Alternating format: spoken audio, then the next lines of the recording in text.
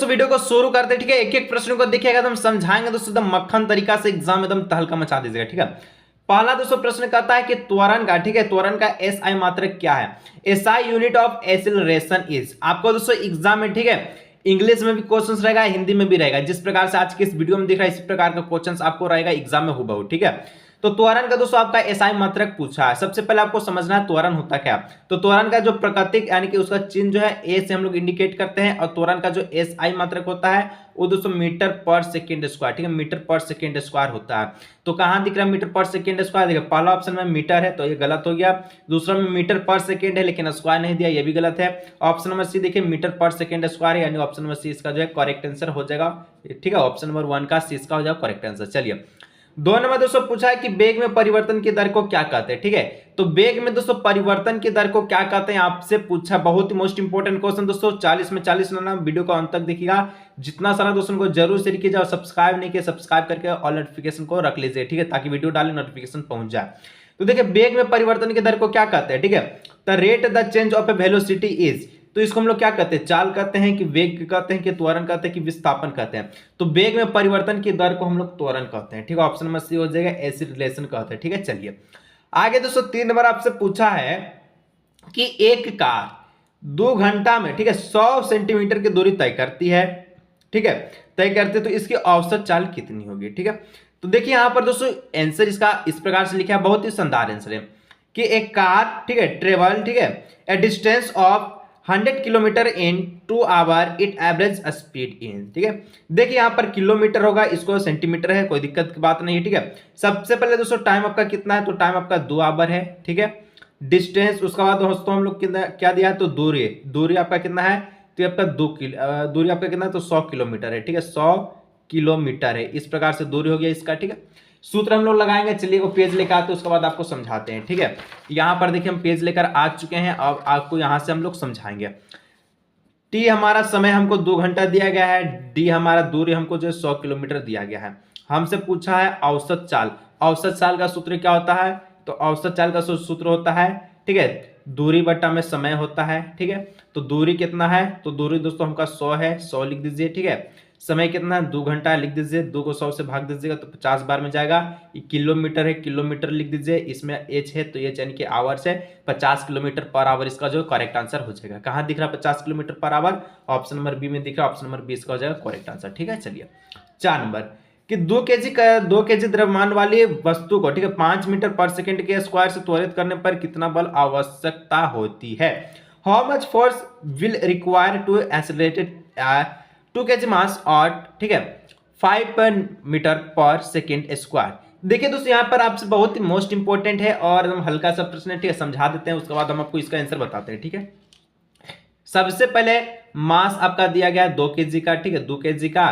त्वरण दिया गया है इसका 5 मीटर पर सेकेंड स्क्वायर का, ठीक है। इस प्रकार से बल पूछा है, ए पूछा, तो ए बराबर सूत्र होता है एम ए, एफ बराबर एम ए माल गुना माल बोल रहे, ठीक है। मास गुना क्या होता है, तो त्वरण होता है, ठीक है। तो मास कितना है दोस्तों 2 kg है, त्वरण कितना है 5 का है, 5 लिख दीजिए, 2 5 कितना हो जाएगा 10 न्यूटन इसका करेक्ट आंसर होगा, क्योंकि बल का एसआई मात्रक न्यूटन होता है तो इसका एसआई मात्रक न्यूटन लगेगा, यानी कि 10 न्यूटन इसका आंसर हो जाएगा, ठीक है। 10 न्यूटन कहां दिख रहा है, option number B, option number B इसका हो जाएगा करेक्ट आंसर। चलिए 5 हम दोस्तों आपसे पूछा है चंद्रमा की सतह पर, ठीक है, किसी वस्तु का भार पृथ्वी के सतह पर उसके भार का कितना गुना होता है। तो देखिए चंद्रमा पर अगर कोई वस्तु है तो उसका पृथ्वी पर जो भार होगा वो 1/6 होगा, ठीक है। कितना होगा 1/6 होगा, यानी कि ऑप्शन नंबर डी इसका हो जाएगा करेक्ट आंसर, ठीक है। चलिए आगे दोस्तों आपसे पूछा है 6 नंबर धनुष की तनित डोरी में, ठीक है, कौन सी ऊर्जा संचित होती है। देखिए बहुत ही अच्छा क्वेश्चन है, इसको समझने का प्रयास कीजिएगा। क्या बोले तनित डोरी, मान के चलिए कोई धनुष है, ठीक है, यहाँ पर एक धनुष है, कुछ इस प्रकार का मान के चलिए धनुष है, ठीक है। तो तनित डोरी, इसका डोरी क्या है, तनित है, तो ये क्या होगा, ये हाइट में होगा, कुछ ना कुछ इसका हाइट होगा।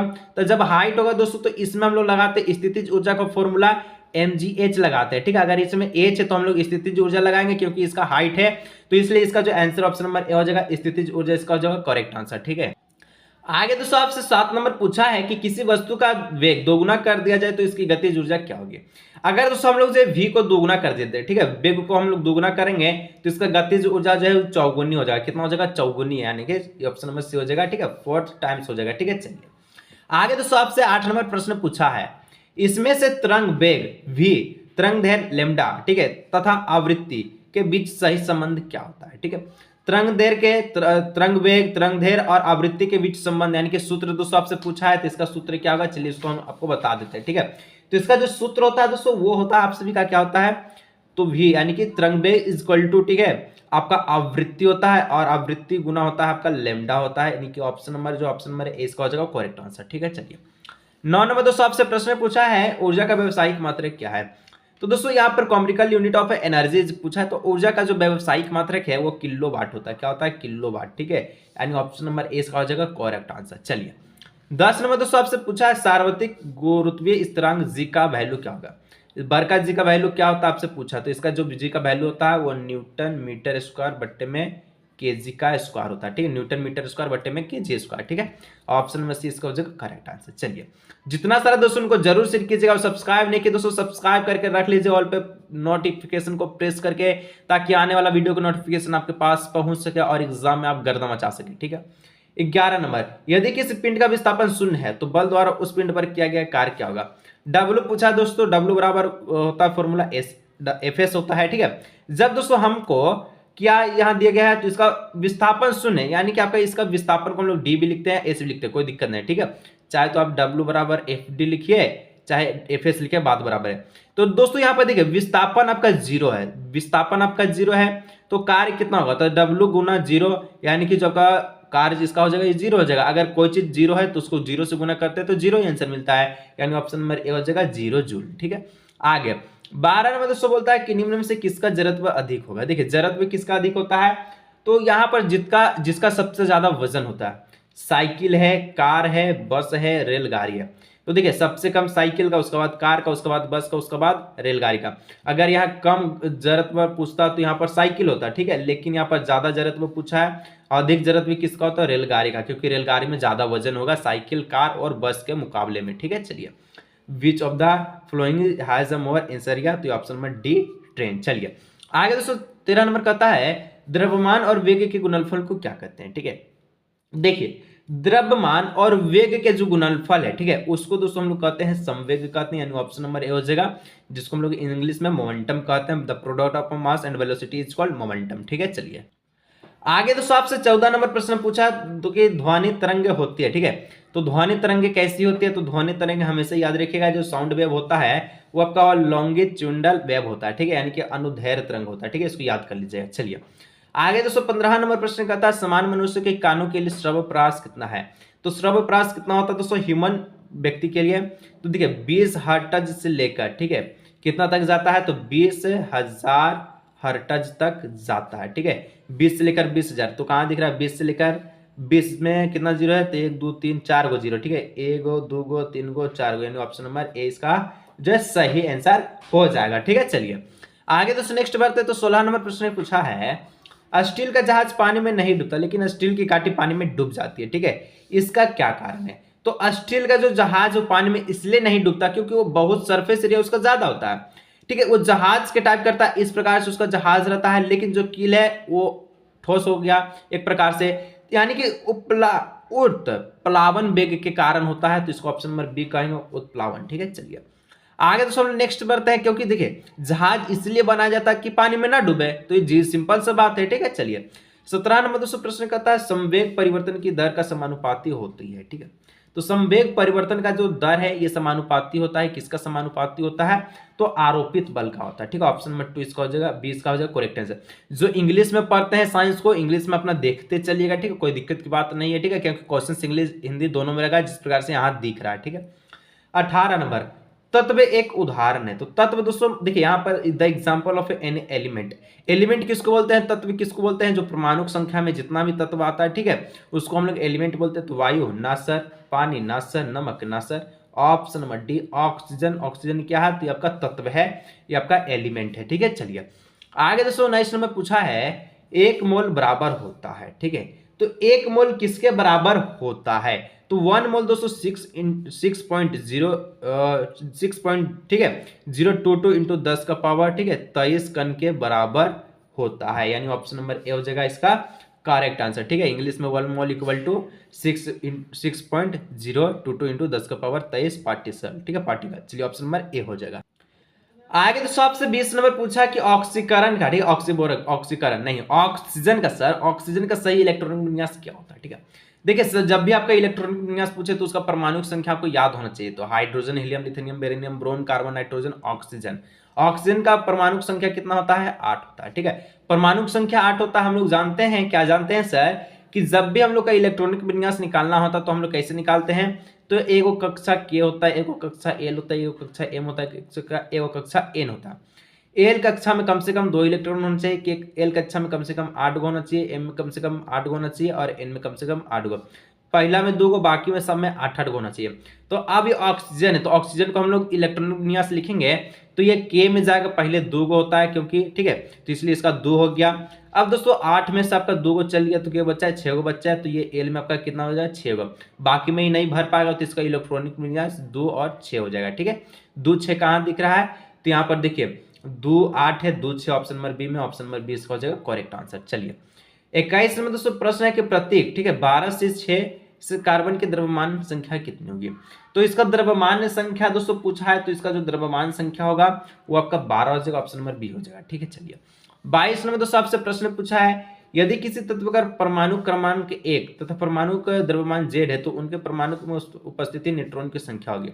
तो जब भी हम लोग न्यूट्रॉन निकालते हैं तो क्या करते हैं? तो न्यूट्रॉन निकालने समय हम लोग परमाणु क्रमांक जो कि ए होता है उसको हम लोग जो है द्रव्यमान से माइनस करते हैं, तो हमको जो क्या मिलता है? न्यूट्रॉन मिलता है, ठीक है। यानी ऑप्शन नंबर इसका जो है सी इसका हो जाएगा करेक्ट आंसर, ठीक है। चलिए आगे दोस्तों हम नेक्स्ट बढ़ते हैं 23 नंबर। सब्सक्राइब नहीं किया दोस्तों, फिर से बोले सब्सक्राइब कर लीजिएगा, बहुत मोस्ट है दोस्तों। अगर आपको आगे का भी क्वेश्चंस का चाहिए वीडियो तो, ठीक है, नेक्स्ट क्लास में लोग जो और भी सब्जेक्ट का वीडियो अपलोड करेंगे उसको आप देख लीजिएगा ताकि क्वेश्चंस आप एग्जाम में हल्का मचा दे, ठीक है। 23 में किस अवस्था में अणुओं की ऊर्जा अधिकतम होती है, ठीक है। किस अवस्था में दोस्तों अणु की ऊर्जा जो सबसे ज्यादा होगा आपसे पूछा है। देखिए ठोस में नहीं होता न द्रव्य में होता, ऑप्शन में सी हो जाएगा। गैस में सबसे ज्यादा जो मॉलिक्यूल्स होता है, ठीक है। चलिए एनर्जी। नेक्स्ट दोस्तों यहाँ पर 10 नंबर प्रश्न 24 नंबर प्रश्न पूछा है कि 10 डिग्री सेल्सियस तापक्रम किसके बराबर होगा? 10 डिग्री सेल्सियस दिया, इस किसके बराबर होगा? आंसर देखिए केल्विन में दिया गया है। हम लोग जानते हैं, क्या जानते हैं? 0 डिग्री सेल्सियस ये 273 केल्विन के बराबर होता है, ठीक है, 273 केल्विन के बराबर होता है। तो 10 डिग्री सेल्सियस तो हम लोग क्या करेंगे? 273 में 10 को जोड़ देंगे तो 273 और 10 कितना बन जाएगा? 283 बन जाएगा। 283 केल्विन जहां दिख रहा है ऑप्शन नंबर 20 का हो जाएगा करेक्ट आंसर। आगे दोस्तों हमने नेक्स्ट बढ़ते हैं तो 25 नंबर का प्रश्न आपसे पूछा है, निम्नलिखित में से कौन मिश्रण है, ठीक है। निम्नलिखित में से कौन मिश्रण है? देखिए चांदी, हाइड्रोजन, जल और वायु, सिल्वर, हाइड्रोजन, वाटर, एयर। तो यहाँ पर दोस्तों निम्न में से कौन मिश्रण हो जाएगा? तो मिश्रण दोस्तों वायु हो जाएगा। वायु में अधिक अधिक प्रकार का गैस होता है, तो यहाँ ऑप्शन नंबर डी हो जाएगा एयर, ठीक है। आगे दोस्तों एक प्यारा क्वेश्चन से 26 नंबर, देखिए यहाँ पर बच्चे बहुत गलती करेंगे कि क्लोरीन दिया गया है, ठीक है, क्लोरीन में आपका आयन क्या है? माइनस का है, तो इसका संयोजकता इलेक्ट्रॉनों की संख्या क्या होगी? सबसे पहले तो आपको यह ध्यान रखना है कि आपका क्लोरीन का जो परमाणु संख्या है वो कितना होता है? 17 होता है, ठीक है। ये परमाणु संख्या हम 17 लिखे इसका, ठीक है। इलेक्ट्रॉनिक विन्यास तोड़िएगा तो आता है 2 8 8 2 8 2 10 7 17। इलेक्ट्रॉनिक विन्यास में इस प्रकार से आता है। अंतिम कक्षा में के गो इलेक्ट्रॉन है? 7 गो है, तो 7 गो इलेक्ट्रॉन नहीं होना चाहिए, 8 गो होना चाहिए। तो 8 गो होने के लिए क्या करेगा? ये दूसरा से एगो मांगेगा। जब दोस्तों ये दूसरा से एगो इलेक्ट्रॉन मानेगा, ठीक है, तो ये 7 और 1 हो जाएगा, 7 1 हो जाएगा, आपका कितना हो जाएगा? 8 हो जाएगा। यानी कि इसका जो लास्ट में जो कक्षा भर जाए तो 8 हो जाएगा। तो यहाँ पर Cl में कुछ पावर नहीं था, यानी कि इसका आयन नहीं था, तब जैसे एगो कोई से इलेक्ट्रॉन लिया तो इसमें दोस्तों क्लोरीन का जो है माइनस आयन चार्ज लग जाएगा, ठीक है। जब माइनस आयन लगा तो इसका जो लास्ट में जो संयुक्ता हम लोग देखें तो 8 गो है, यानी ऑप्शन नंबर बी हो जाएगा इसका करेक्ट आंसर, ठीक है। बहुत ही मोस्ट इंपोर्टेंट था, हम समझा दिए हैं, ठीक है, बहुत अच्छा तरह से समझाएं। जैसे कि इलेक्ट्रॉनिक विन्यास 2 8 7 हो गया, लास्ट में 7 गो है, एगो हमको चाहिए क्योंकि 8 गो होता है, ठीक है। 8 होने के लिए दूसरा से एगो मांगेगा तो इसमें माइनस का आयन लग जाएगा, इसलिए इसका जो लास्ट वाला को हम लोग क्या कहते हैं? संयुक्ता कहते हैं। तो इसका जो लास्ट वाला का हो जाएगा 8 गो, तो इस प्रकार से ऑप्शन नंबर बी हो जाएगा 8, ठीक है। चलिए यहाँ पर 26 का बी हो गया। आगे बढ़ते हैं 27 नंबर। रदरफोर्ड का दोस्तों अल्फा जो कण प्रकीर्णन प्रयोग किसकी जो है खोज के लिए उत्तरदायी था, ठीक है। रदरफोर्ड का जो परिकीर्णन का जो प्रयोग किया गया था वो कौन से खोज के लिए उत्तरदायी है? तो ये दोस्तों आपको पता है परमाणु केंद्रक के लिए, ठीक है, एटॉमिक न्यूक्लियस के लिए ऑप्शन नंबर ए हो जाएगा। आगे दोस्तों आपसे 28 नंबर प्रश्न पूछा है, ठीक है, कि 0.5 मोल H2O का द्रव्यमान कितना होगा, ठीक है, 0.5 मोल H2O का द्रव्यमान क्या होगा। तो देखिए बहुत ही सिंपल से क्वेश्चन से, the mass of A 0.5 mole H2O is, क्या करना है, सबसे पहले आपको पता होना चाहिए H2O लिख लेते हैं, जिसका ये किसका सूत्र है, तो जल का सूत्र है, पानी का सूत्र है, ठीक है। तो पानी का सूत्र है, तो यहाँ पर एक चीज याद रखिएगा, हाइड्रोजन का परमाणु संख्या 1 होता है, गुना में 2 है तो 2 दे दीजिए, प्लस साइन दे दीजिएगा, ठीक है। 16 आपका जो हाइड्रोजन ऑक्सीजन का कितना हो जाएगा, तो यहाँ पर परमाणु संख्या नहीं बल्कि मोलर द्रव्यमान होता है 16, ठीक है, इसका मोलर द्रव्यमान 1 होता है, 1 गुना 2, और ऑक्सीजन का होता है 16, तो 2 एकम 2 प्लस 16, ठीक है, 16 और 2 कितना हो जाएगा 18 हो जाएगा। तो इस प्रकार से जो है H2O में दोस्तों हम लोग मोलर द्रव्यमान तो 18 निकाल लिए, लेकिन मोलर द्रव्यमान नहीं पूछा है हमसे, 0.5 मोल दिया गया और H2O का द्रव्यमान पूछा है, ठीक है। तो यहाँ पर हम लोग क्या करेंगे, तो 0.5 को हम लोग 18 से गुना कर लेंगे, ठीक है।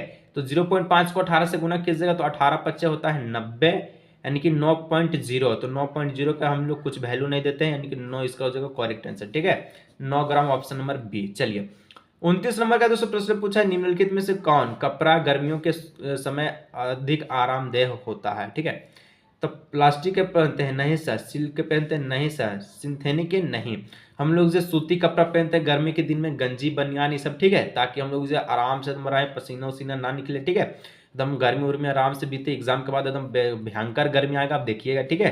तो सूती कपड़ा पहनिए, गंजी उंजी पहनिए आराम से, ठीक है। चलिए 30 नंबर, निम्नलिखित में से दोस्तों मिश्रणों में से विलयन की पहचान करें। विलयन का पहचान करना है, देखिए ऑप्शन से मिट्टी, समुद्री जल, कोयला और वायु। तो यहाँ पर मिश्रण में विलयन कौन हो जाएगा, ठीक है, तो यहाँ पर जो विलयन हो जाएगा वो समुद्री जल, समुद्री जल में हर एक प्रकार का जल यहाँ पर विलित होती है, जो मिलाया हुआ रहता है, ठीक है, मिक्सर होता है। चलिए इस प्रकार से सी वाटर इसका हो जाएगा करेक्ट आंसर। आगे दोस्तों 31 नंबर का प्रश्न कहा है कि केनाल किरणें किसका किरण पुंज है। तो केनाल किरणें जो है दोस्तों वो प्रोटॉन का किरण पुंज है, यानी ऑप्शन नंबर हो जाएगा canal rays are beam to proton, option number A. आगे बढ़ते हैं तो 32 नंबर का प्रश्न आपसे पूछा है, किसी तत्व के परमाणु में 18 गो न्यूट्रॉन 17 गो प्रोटॉन, तो तत्व का परमाणु द्रव्यमान होगा। न्यूट्रॉन 18 गो है, प्रोटॉन 17 गो है, द्रव्यमान पूछा है क्या होगा, तो दोनों को जोड़ दीजिए, n+p कितना हो जाएगा 18 + 17, 18 17 जोड़ते हैं तो हम लोग आता है 35, यानी ऑप्शन नंबर ए हो जाएगा 35 इसका correct answer. The atom of an element has 18 neutron and 17 proton, इसका हो जाएगा एटॉमिक मास 35, ठीक है। चलिए आगे दोस्तों 33 नंबर का प्रश्न पूछा है कि सोडियम का सही इलेक्ट्रॉनिक विन्यास निम्नलिखित में से कौन सा है। तो सबसे पहले आपको सोडियम का परमाणु संख्या पता होना चाहिए, तो सोडियम का परमाणु संख्या 11 होता है, इसको तोड़िए के में, ठीक है, एल में, एम में और एन में, ठीक है। के में तोड़िएगा तो सबसे पहले 2 गो भरेगा, तो 11 में से 2 गो चलिए, के गो बच्चा 9 गो बच्चा, तो इसमें 8 गो जाएगा, 9 में से 1 गो चलिए, के गो बच्चा, तो 9 में से 8 चलिए तो के बच्चा 1 गो बच्चा, यानी कि 1 गो यहाँ पर आ गया। तो देखिएगा तो 2 8 1 इसका करेक्ट आंसर निकला, तो ऑप्शन नंबर जो डी दिख रहा है ऑप्शन नंबर डी इसका हो जाएगा करेक्ट आंसर। आगे हम लोग नेक्स्ट बढ़ते हैं दोस्तों 34 नंबर का प्रश्न कहता है कि 1.8 ग्राम H2O में अणुओं की संख्या क्या होगी। 1.8 ग्राम H2O में अणुओं की संख्या क्या होगी, ठीक है।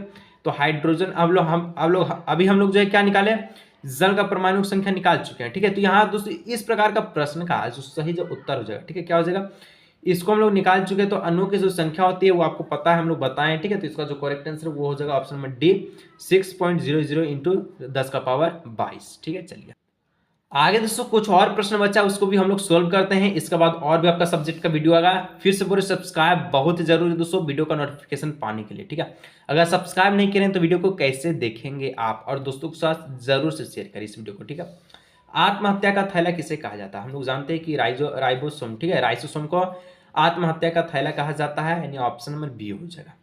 36 नंबर कोशिका का पावर हाउस है, तो कोशिका का पावर हाउस कौन है दोस्तों, माइटोकॉन्ड्रिया, गोल्जी उपकरण, लवक या राइबोसोम, ठीक है।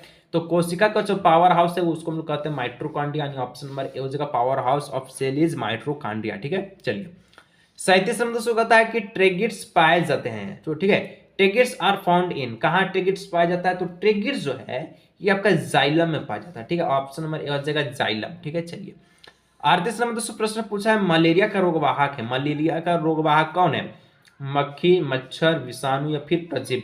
तो मलेरिया का दोस्तों जो रोगवाहक है वो आपका करेक्ट आंसर इसका आप जानते हैं कि मच्छर है, मच्छर मलेरिया का रोगवाहक है, ठीक है, option number B mosquito. 39 number दोस्तों का था ओजोन गैस पाई जाती है, तो ओजोन गैस कहाँ, क्षोभ मंडल में, आयन मंडल में, समताप में, या फिर वायुमंडल में। तो ओजोन जो गैस है दोस्तों ये आपका कहाँ पाया जाता है, ये आपका समताप मंडल में पाया जाता है, ठीक है, स्ट्रेटोस्फीयर में पाया जाता है। ये आखिरी 240 आपका जो प्रश्न है, हम लोग 40 आउट ऑफ 40 पूरा प्रश्न को देखें, एकदम मस्त से सॉल्व करते चले, ठीक है। पौधे द्वारा संश्लेषित पदार्थ कहलाते हैं, तो पौधे के द्वारा संश्लेषित पदार्थ को क्या कहते हैं, तो जैव रसायन, ऑप्शन नंबर ए हो जाएगा। तो दोस्तों